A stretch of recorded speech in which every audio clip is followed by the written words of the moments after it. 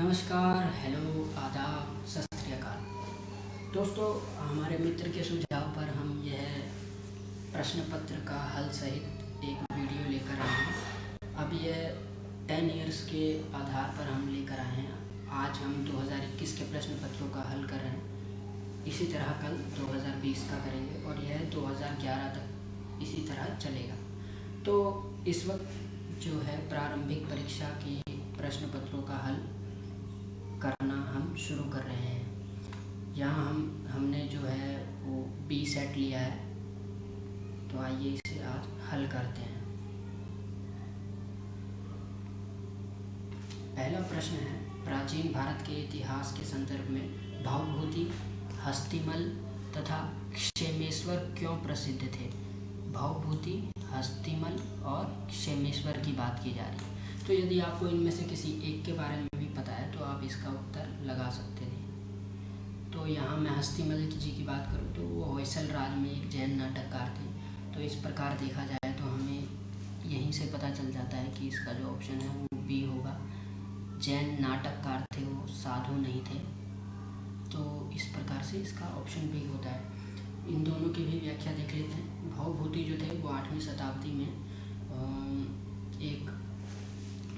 शताब्दी में वो संस्कृत में नाटक और कविताएं लिखते थे और इनकी एक फेमस मालती माधव करके एक नाटक है, वो काफ़ी प्रसिद्ध है।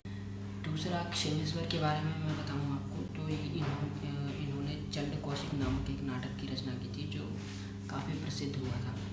तो इस प्रकार इसका जो विकल्प बी है वह उत्तर हो जाता है। प्रश्न 2, निम्नलिखित कथनों पर विचार कीजिए। 1919 के मॉन्टेग्यू चेम्सफोर्ड सुधारों में 21 वर्ष से अधिक आयु की सभी महिलाओं के लिए मताधिकार की संस्तुति की गई। अब यहाँ हम गौर करेंगे सभी पर। तो यदि इसमें सभी शब्द का इस्तेमाल नहीं होता तो यह कथन भी सत्य होता, किंतु यहाँ सभी लिख दिया गया है। जबकि यहाँ जो है महिलाओं के लिए मताधिकार की संस्तुति तो की गई थी, किंतु जो संपत्ति, आय और शिक्षा के आधार पर महिलाओं के लिए मताधिकार की संस्तुति की गई थी। तो यह ऑप्शन गलत हो जाता है हमारा। इसके बाद हम देखें 1935 के गवर्नमेंट ऑफ इंडिया एक्ट में विधानमंडल में महिलाओं के लिए आरक्षित स्थानों का प्रावधान किया गया। जी हाँ, यह सही है। 1935 के अधिनियम में और अधिक महिलाओं को मताधिकार मिला, लेकिन कुल मिलाकर 2.5% महिलाओं तक ही सीमित था। उनके लिए संप्रदाय के आधार पर विधानमंडल में स्थान आरक्षित किया गया था। तो ये कथन हमारा सत्य हो जाता है। इस प्रकार यह कथन सत्य हो गया, यानी इसका जो विकल्प है वो बी होगा। आगे चलते हैं। भारतीय इतिहास में 8 अगस्त 1942 के संदर्भ में निम्नलिखित कथनों में से कौन सा सही है?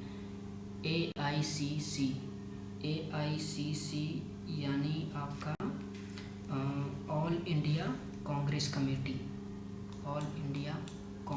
कमेटी द्वारा भारत छोड़ो प्रस्ताव अंगीकार किया गया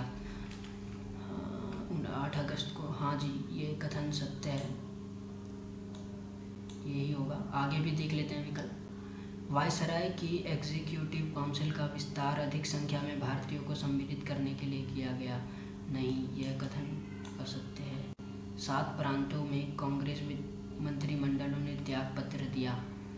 यह कथन भी असत्य है, नहीं दिया गया था। 1942 की बात कर रहा है।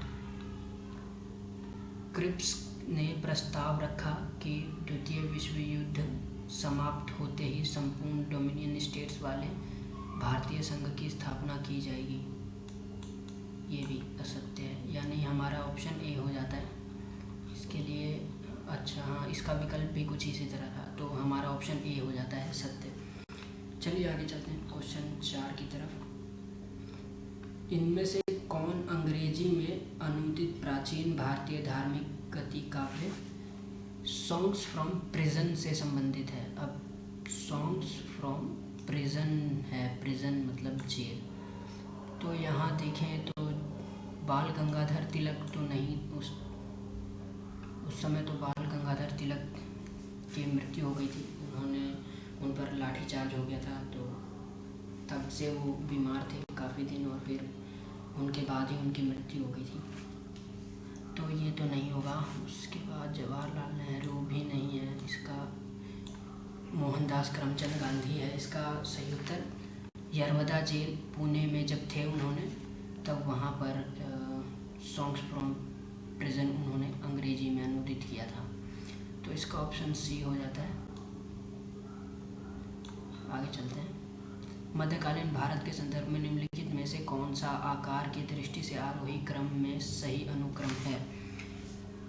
आकार की दृष्टि से तो पहले तो होता है गांव, पहले गांव होता है, तो गांव के बाद यहाँ पर ये चल नहीं रहा है। गांव होता है, गांव के बाद होता है परगना, परगना, परगने के बाद होता है सरकार, ये नहीं है, यहाँ ये रहा परगना, फिर सरकार, फिर सूबा। गांव, परगना, सरकार, सूबा। तो इसका ऑप्शन ए हो जाता है। यहाँ परगना, सरकार, सूबा दिया हुआ है, तो इसके हिसाब से इसका उत्तर हो जाना चाहिए ए।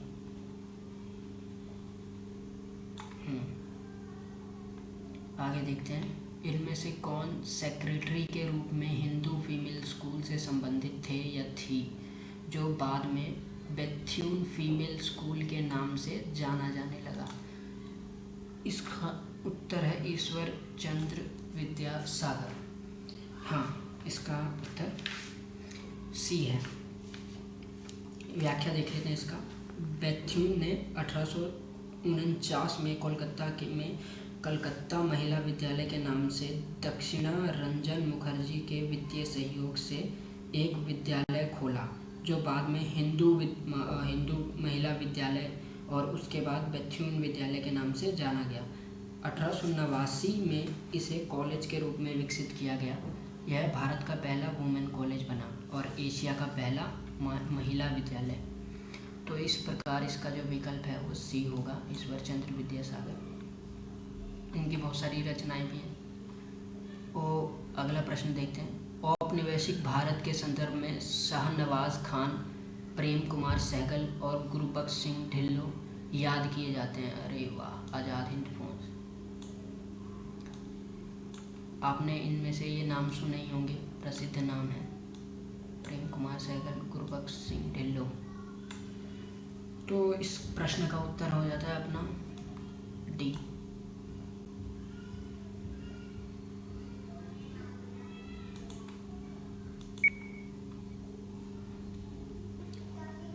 तो यहाँ आप इसकी व्याख्या देख लो कि 1945 में आज़ादी हिंद फौज के सिपाही सरदार गुरबख्श सिंह, श्री प्रेम सहगल और शाहनवाज पर सरकार के प्रति निष्ठा की शपथ तोड़ने के आरोप में लाल किले पर मुकदमा चलाया गया था इन पर, और इन्हें फांसी की सज़ा भी मिली थी, मृत्युदंड सुनाया गया था।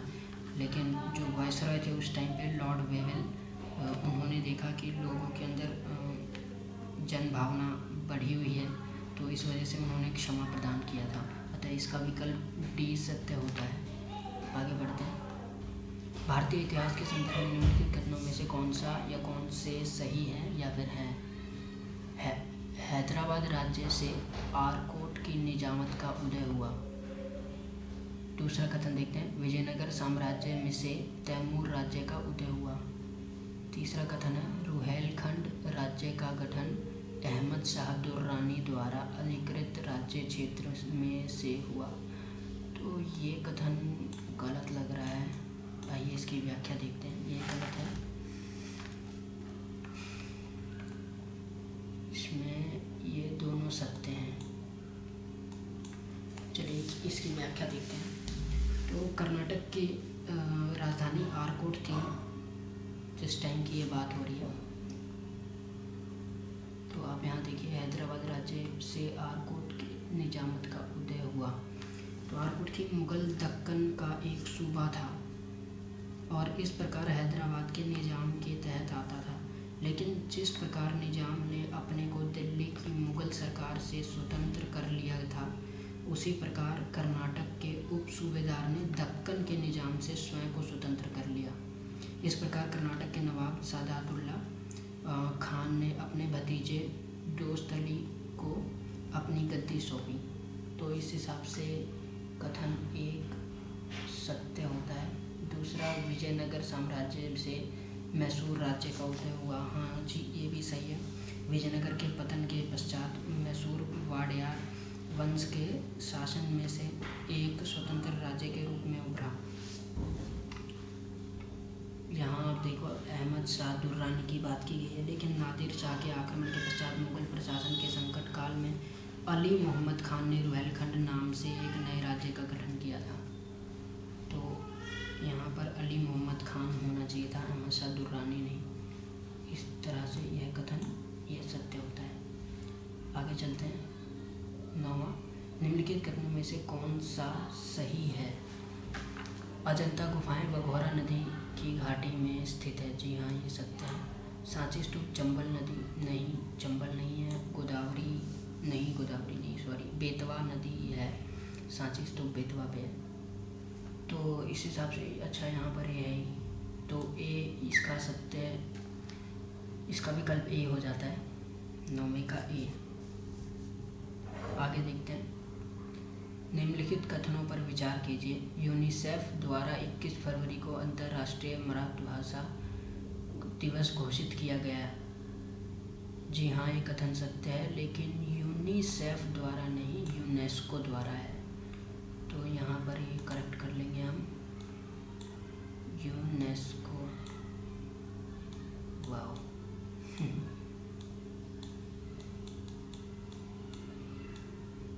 तो यूनेस्को द्वारा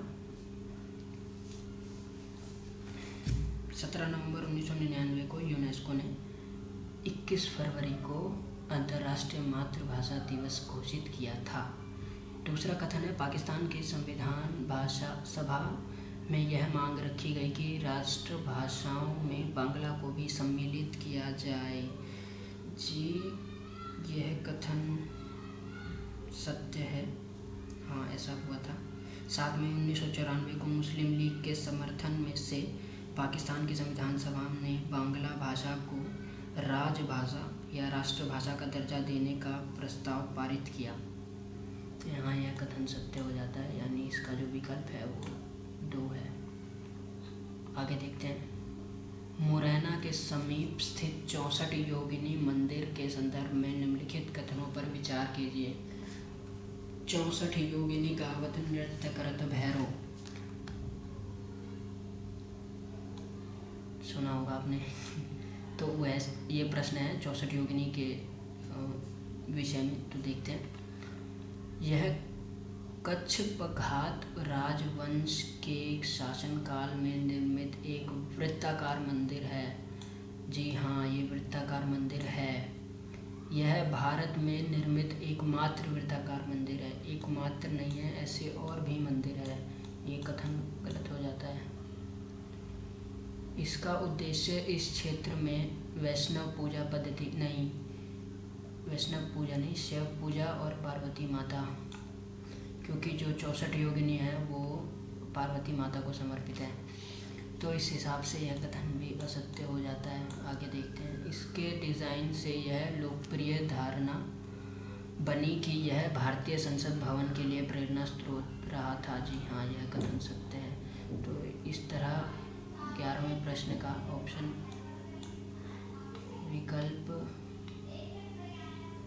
1 और 4 होगा, यानी ऑप्शन सी इसका सही विकल्प है। चलिए आगे देखते हैं। प्रश्न 12,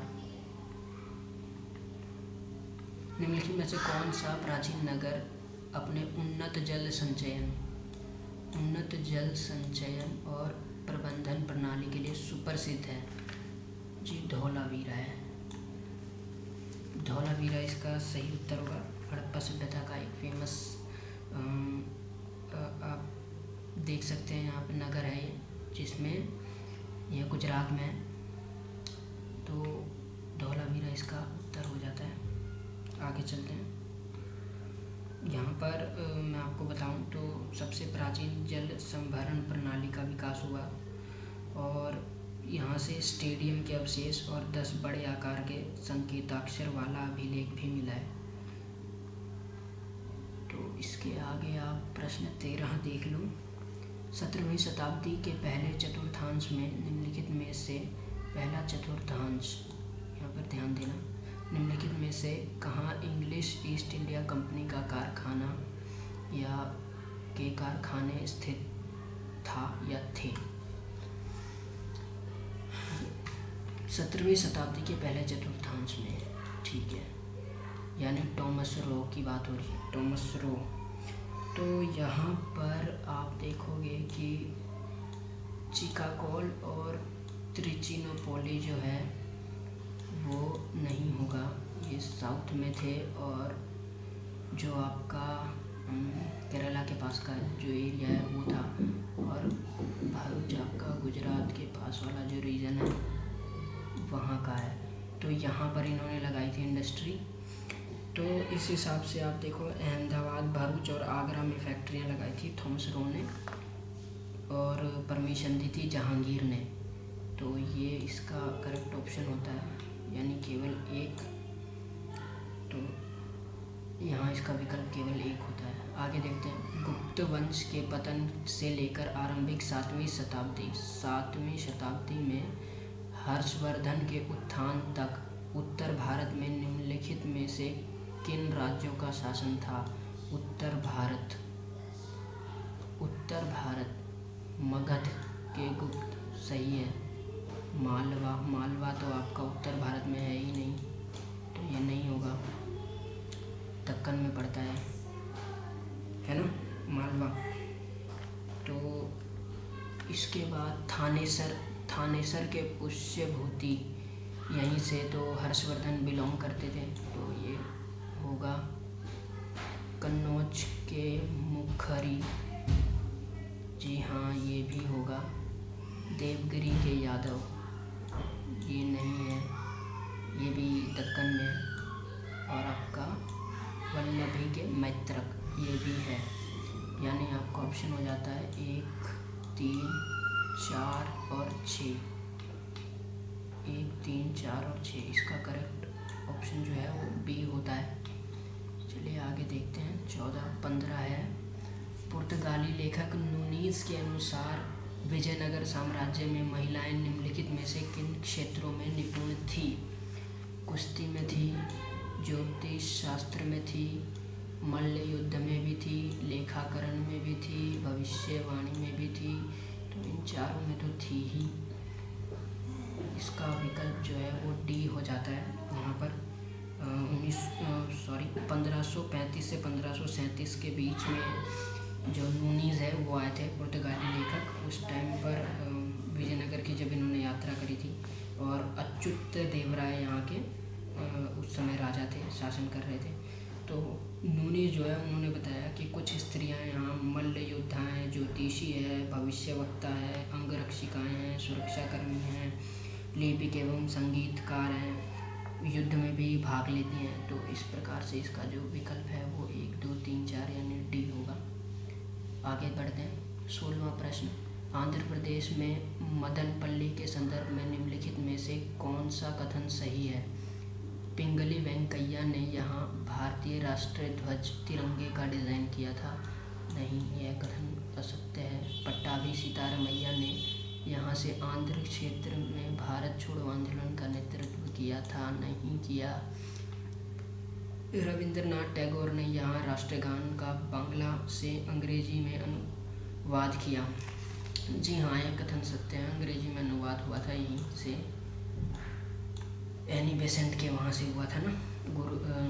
जो ये रविंद्रनाथ टैगोर थे, इन्होंने 1919 में जनगण मन को बांग्ला से अंग्रेजी में अनुवाद मदनपल्ली में, आंध्र प्रदेश में मदनपल्ली के बेसेंट थियोसॉफिकल सोसाइटी में किया था, कॉलेज में। एनी बेसेंट के द्वारा स्थापित है ये थियोसॉफिकल कॉलेज जो है, वहाँ पर किया था। तो इसका ऑप्शन सी हो जाता है। इस हिसाब से भी गलत है। निम्नलिखित युग्मों पर विचार कीजिए। बुर्जहोम, ये तो बहुत पुराना है, शैलकृत देव मंदिर। बुर्जहोम तो उस टाइम का है जब लोग मंदिर के बारे में उतना आइडिया ही नहीं था उन्हें, मंदिर कैसे बनाते, तो ये तो गलत हो जाता है। चंद्रकेतुगढ़, टेराकोटा कला, गणेश्वर, ताम्र कलाकृतियाँ, हाँ जी, ये सही है। तो आइए इसकी व्याख्या देख लेते हैं। जो बुर्ज होम है वो कश्मीर में था, नवपाषाणकालीन स्थल है, ये बहुत पुराना है। तो उस समय तो आखेट पर और इस पे आखेट और संग्रह पर ही जो लोग हैं वो आश्रित थे। तो यह कथन असत्य हो जाता है, संस्कृत देव मंदिर बनाते ये लोग। आगे देखेंगे हम 24 परगना जो है आपका पश्चिम बंगाल में, वहाँ है ये चंद्रकेतुगढ़। तो वहाँ पर गंगेरी दाई नाम से किया गया है जो है यहाँ की खुदाई में टेराकोटा की मूर्तियाँ मिली हैं। तो टेराकोटा वही होता है जो पक्की मिट्टी से बनाते हैं। तो इस हिसाब से यह सत्य हो जाता है। दूसरा गणेश्वर है, राजस्थान के सीकर जिले में नीम का थाना तहसील के स्थित गणेश्वर से ताम्र वस्तुएं प्राप्त हुई है। तो इसका उत्तर यही हो जाता है 2 और 3, यानी ऑप्शन डी। 17 का ऑप्शन डी सही है। आइए प्रश्न 18 देखते हैं। निम्नलिखित कथनों पर विचार कीजिए। इल्तुतमिश के शासनकाल में चंगेज खान भगोड़े ख्वारिज़्म युवराज की खोज में सिंधु नदी तक पहुंचा था। इल्तुतमिश के, हाँ जी, यह कथन सत्य है, आपका यह कथन सत्य है। दूसरा देखते हैं। मोहम्मद बिन तुगलक के शासनकाल में तैमूर ने मुल्तान पर अधिकार किया था और सिंधु नदी पार की थी। तैमूर ने मुल्तान पर तो अधिकार किया था, लेकिन मोहम्मद बिन तुगलक के समय पर नहीं किया। तो इस हिसाब से यह गलत हो जाता है, क्योंकि मोहम्मद बिन तुगलक का जो शासनकाल था वो 1351 में ख़त्म होता है, और जो तैमूर है वो भारत पर आक्रमण उसने 1398 से 99 के टाइम पर किया है। तो ये अगला देखते हैं। विजयनगर साम्राज्य के देवराय द्वितीय के शासनकाल में वास्को द गामा केरल के तट पर पहुंचा था। विजयनगर साम्राज्य के देवराय द्वितीय के शासन, वास्को द गामा आया है 1498 में, है ना, और देवराय का शासन है 1428 से 46 तक का। तो ये तो मैच ही नहीं है ना, ये ऑप्शन भी गलत हो जाता है हमारा। आगे देखते हैं इसका क्या होना चाहिए। ऑप्शन ए सही है इसका। चलिए आगे चलते हैं। तो इस हिसाब से ऑप्शन ए इसका सही है। आगे एक प्रश्न है 19। निम्नलिखित कथनों पर विचार कीजिए। संत फ्रांसिस जेवियर जेसुइट संघ के संस्थापक सदस्यों में से एक थे। जी हाँ, ये तो सही है। संत फ्रांसिस जेवियर की मृत्यु गोवा में नहीं, चाइना में हुई थी। गोवा में हुई तथा यहाँ उन्हें समर्पित एक गिरजाघर है। गिरजाघर तो है, लेकिन उनकी मृत्यु चाइना में हुई है। ठीक है, ये गलत हो जाता है। गोवा में प्रतिवर्ष संत फ्रांसिस जेवियर के भोज का अनुष्ठान किया जाता है। हाँ जी, ये सही है। और 3 दिसंबर को गोवा में जेवियर के भोज का अनुष्ठान किया जाता है। 1 और 3 आपका सही विकल्प है। ऑप्शन सी इसका सही विकल्प है। आइए प्रश्न 20 देखते हैं। प्राचीन भारत के इतिहास के संदर्भ में निम्नलिखित कथनों में से कौन सा या कौन से सही है या फिर है। मिताक्षरा ऊंची जाति की सिविल विधि थी और दाय भाग निम्न जाति की सिविल विधि थी। मिताक्षरा ये आपका गलत है, क्योंकि ये जाति से संबंधित है ही नहीं। ये आपका जो पिता की मृत्यु पश्चात भूमि पर पुत्र का अधिकार है उससे संबंधित है। मिताक्षरा व्यवस्था में पुत्र अपने पिता के जीवन काल में ही संपत्ति पर अधिकार का दावा कर सकते थे। जी हाँ, ये सही है। जबकि दाय भाग व्यवस्था में पिता की मृत्यु के उपरांत ही पुत्र संपत्ति पर अधिकार का दावा कर सकते थे। ये भी सही है, यानी ये ऑप्शन आपका सही है। आगे देखते हैं। मिताक्षरा व्यवस्था किसी परिवार के केवल पुरुष सदस्यों के संपत्ति संबंधी मामलों पर विचार करती है, जबकि दाय भाग व्यवस्था किसी परिवार के पुरुष एवं महिला सदस्यों दोनों के संपत्ति संबंधी मामलों पर विचार करती है। जी इसका जो है यहाँ पर ये गलत होता है, यानी इसका ऑप्शन बी ही सही है।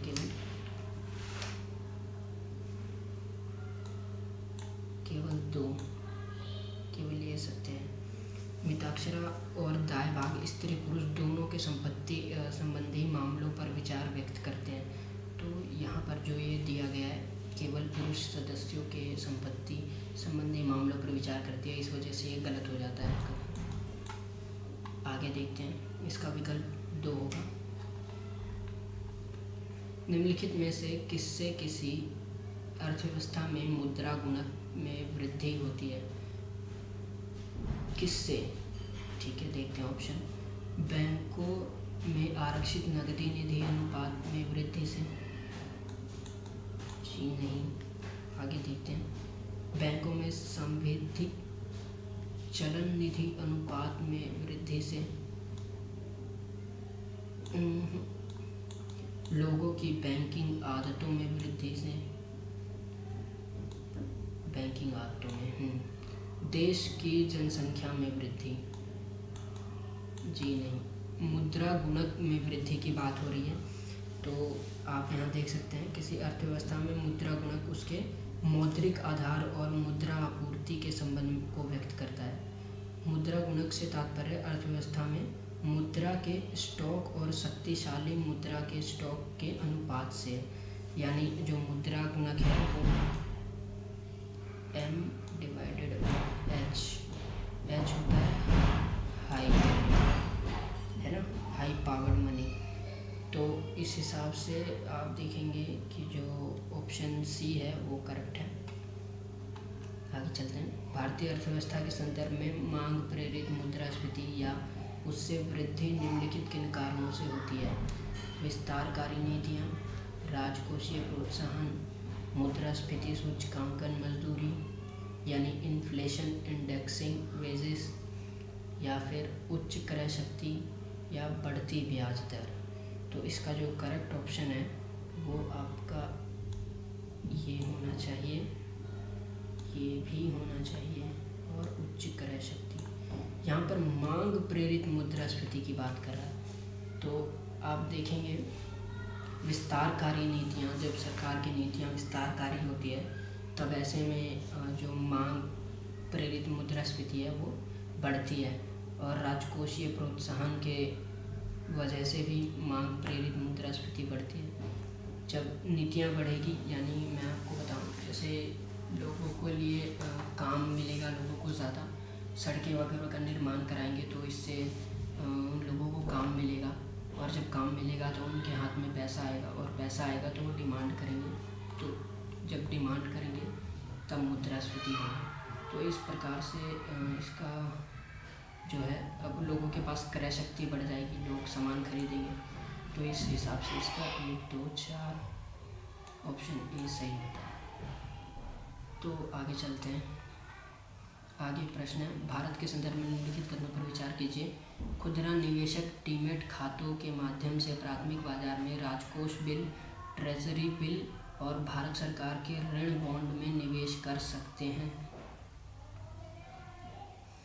दूसरा है, बातचीत से तय लेन देन प्रणाली ऑर्डर मिलान, negotiated dealing system order matching भारतीय रिजर्व बैंक का सरकारी प्रतिभूति व्यापारिक मंच है। तीसरा है, सेंट्रल डिपॉजिटरी सर्विसेज लिमिटेड का भारतीय रिजर्व बैंक एवं बम्बई स्टॉक एक्सचेंज द्वारा संयुक्त रूप से प्रवर्तन किया जाता है। जी नहीं, ये तो गलत है ऑप्शन। तो आप यहाँ पर देखिए,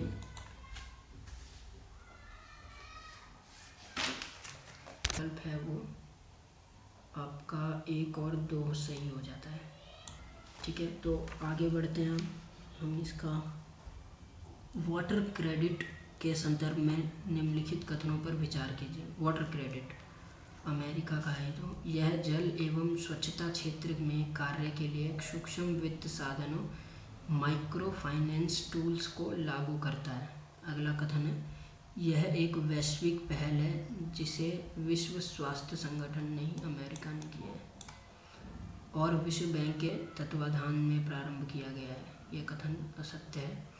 इसका उद्देश्य निर्धन व्यक्तियों को सहायकी के बिना अपनी जल संबंधी आवश्यकताओं को पूरा करने के लिए समर्थन बनाना है।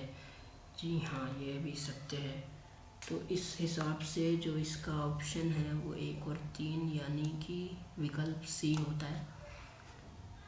तो ये वैसे इसके बारे में व्याख्या है, अमेरिका स्थित NGO एक जो है water.org करके है, तो उनका ही है वाटर क्रेडिट, एक पहल है उन्होंने शुरू करी है, उसी के तहत है ये। तो यहाँ स्वास्थ्य संगठन और विश्व बैंक के द्वारा नहीं है, विश्व स्वास्थ्य संगठन। अगला प्रश्न है, भारत में अंतिम उधारदाता लेंडर ऑफ लास्ट रिसोर्ट के रूप में केंद्रीय बैंक के कार्य में सामान्यतः निम्नलिखित में से क्या सम्मिलित है या फिर हैं? अन्य स्रोतों से ऋण प्राप्ति में विफल होने पर व्यापार एवं उद्योग निकायों को ऋण प्रदान करना। दूसरा कथन है, अस्थायी संकट के समय बैंकों के लिए चल निधि उपलब्ध कराना। ये तो सत्य है। बजटीय घाटों के वित्तीयन के लिए सरकारों को ऋण देना।